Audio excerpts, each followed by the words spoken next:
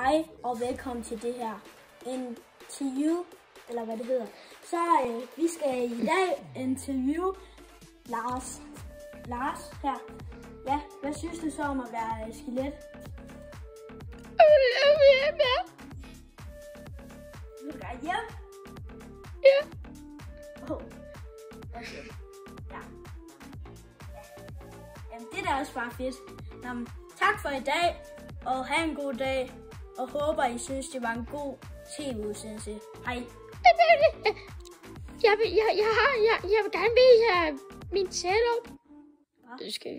Vi skal bare gøre det.